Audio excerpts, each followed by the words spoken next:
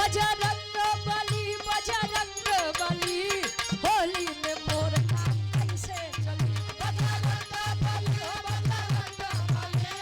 होली में मोर काम कैसे चली बजरंग बली हो बजरंग बली होली है होली में मोर काम कैसे चले बजरंग बली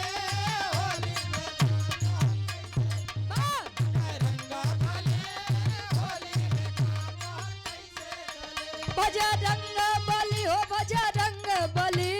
होली में मोर काम कैसे चली होली है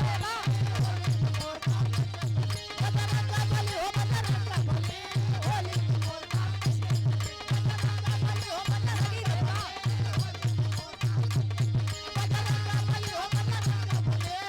विनाश काकड़े जी के लिए कवि जी एक लाइन लिखते हैं कैसे स्वागत में हर्षित बा नयनवा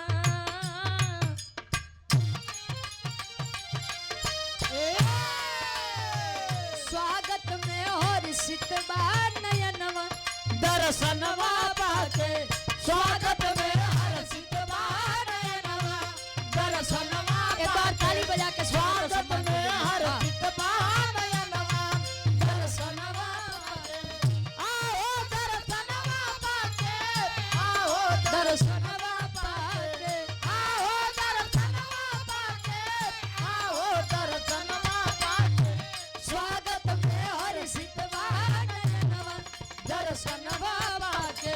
स्वागत में हर्षित बा नयनवा दर्शनवा पाके कहे स्वागत में हर्षित बा नयनवा दर्शनवा पाके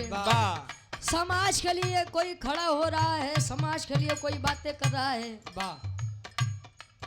तो उसका ओहदा मेरी नजर में सबसे उच्च है इसलिए कि आज के समय में कुछ लोग ऐसे हैं जो सच्चाई बोलने का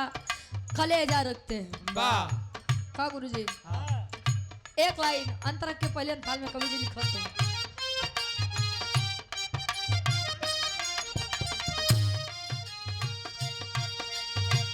मुख्य अतिथि राउत हार्दिक बंधन बाटे मुख्य अतिथि राउत हार्दिक बंधन बाटे मुख्य अतिथि राउत हार्दिक बंधन बाटे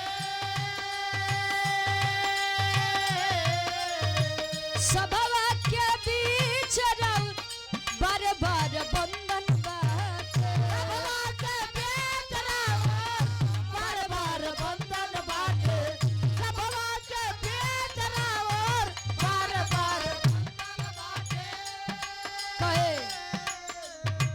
रुचि मुस्कात बा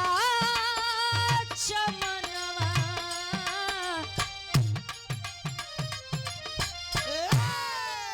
अरे रुचि मुस्कात बा चमनवा अरे दर्शनवा पाके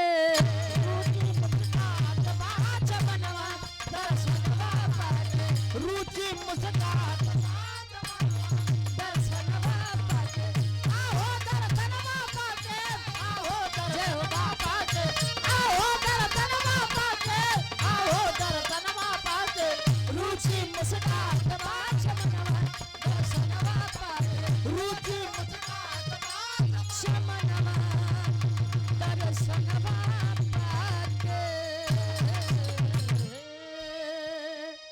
बहुत बहुत धन्यवाद। राकेश चाचा से आप लोग आनंद लीजिए।